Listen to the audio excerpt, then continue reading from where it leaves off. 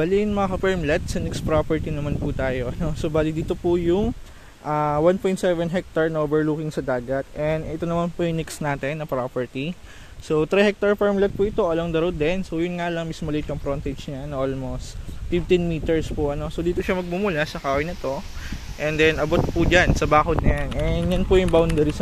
So bali ito po yung nabili din ng buyer company po ang buyer nito. So company po ng Sunsilk ng shampoo.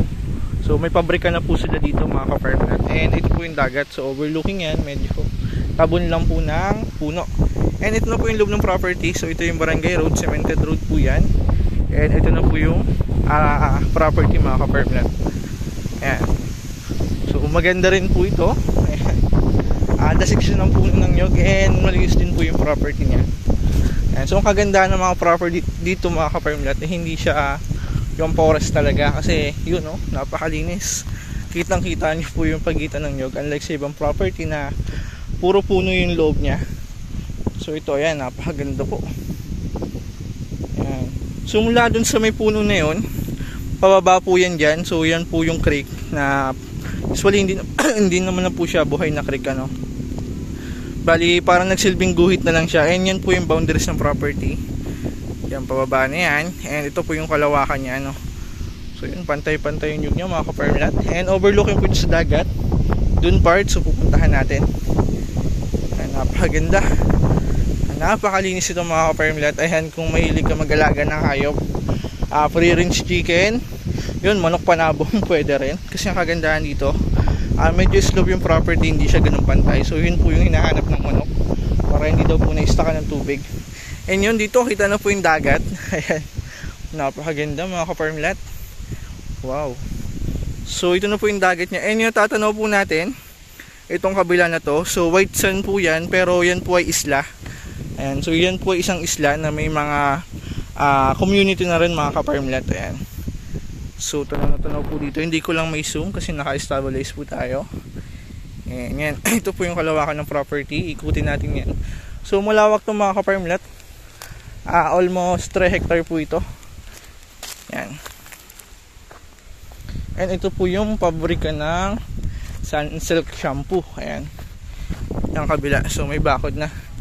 Yan. Yun, medyo may presyo lang yung property kasi mahal po ito nabili, yung karatig niya. So yung may-ari nagkaroon ng idea sa presyo ng property, kaya medyo mataas lang po talaga to.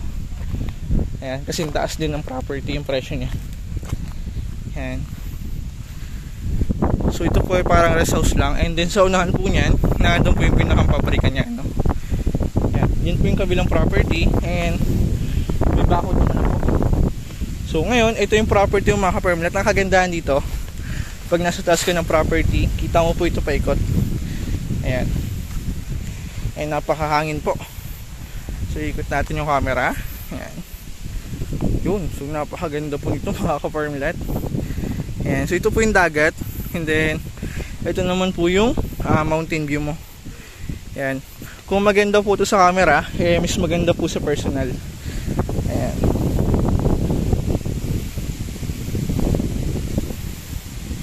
And dyan po tayo galing kanina. So ito yung barangay road. And from town proper, so almost nag-drive po tayo ng almost 15 to 20 minutes. And from Manila naman po, possible ay 6 to 7 hours. So 7 hours na po yung pinakamatagal from Manila po. Ayan. Napakaganda po nito. Ayan. So napakalinis ng property. And yun po mga ka-farmland ang kagandahan pag may alaga tayong hayop. Tulad yan, may alaga kang baka. So malinis yung property kasi hindi po nakakataas ang damo. Kinakain po kasi nila. Ayan. So idea din po yan kung may farm ka. So best po nalagyan mo ng hayop. And ang kagandahan sa property, napaka-presko po. Mapapansin nyo po sa puno ng nyog. Ayan. So mahangin po dito sa area na to. Kaya napakaganda po ito. Although may presyo yung property, so ang pinakambawi na lang po dito is yung property talaga maganda. Pero kung ang nahanapin mo yung income sa property, so nyog lang po ang product nito, hindi ganun kabilis yung retirement of investment niya. So ang hanap na lang po talaga dito is yung ganda ng property. So for retirement plan po talaga to. Pero kung ang hanap mo ay yung although may income yung property, pero medyo may katagalan lang po yung retirement ROI nya, yung return of investment mo. Pero yun, ang kagandahan po dito along the road, ayan, and napakaganda po ng property, ano. So yun, sa bagay, possible mga ka-Farmlat, in the near future, so may benta rin natin to ng mas mataas pa, kasi nga yung katabi nito is company po ng Sunsilk Shampoo, ayan. So kilalang company rin dito sa atin sa Pilipinas, kaya yun, kasi ang price naman po ng property nakadepende rin sa location. So maganda naman po yung location ng property, yung property po makikita mo rin talaga yung ganda niya, nakagandahan doon. So ayan, may pampran ka po. Katabi mo yung company ng Sunsilk Shampoo, ayan. So, yun. Yan, kung for retirement plan po ang hanap mo mga ka-Farmlat, ayan, so recommended ko po ito. So although hilly siya, so ang kagandahan dyan banayad naman po yung pagkahili niya, no? Ayan, and then nagpapahinga po yung kasama din natin buyer. So ito naman po yung optional lang, ano, so option lang din po nila kasi may napusuan naman na po silang property. So ito, binu-viewing lang po namin kung alin pa yung available. And si Sir Jeff, and yung po yung kasama natin buyer is from Manila, ano po, from Rizal. Ayan, napakaganda po nito mga ka-Farmlat, overlooking sa dagat. And yun, kung mahilig ka magtanim, pwede natin taniman yan, yung mga pagitan ng nyug, ayan, para wala pong bakante, ano. So pwede natin taniman ng kakao, lansones, rambutan, guyabano. So marami po tayong pwedeng gawin. Nakagandahan dyan yung puno ng nyug nya, hindi pa po ganun kataas, ano. Ayan, kababaan pa. So matagal pa po natin yan mapapakinabangan. I mean, yung matagal pa yan bago i-clearing. Ayan, na-harvestan na rin po itong mga ka-Farmlat yun. So panalo to mga ka-Farmlat, panalo to. Ayan,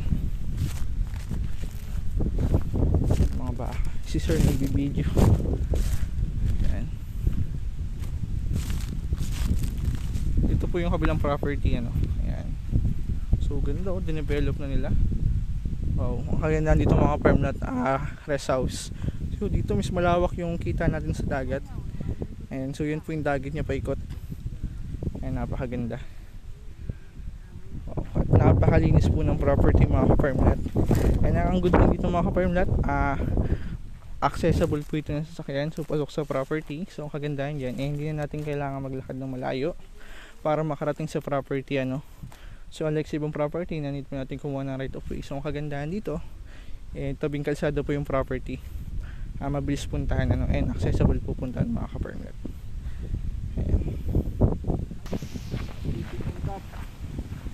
And yun mga ka-Farmlat, kung interested ka, so i-message nyo lang po sa Viber, WhatsApp, ayan, so sasagot naman po tayo.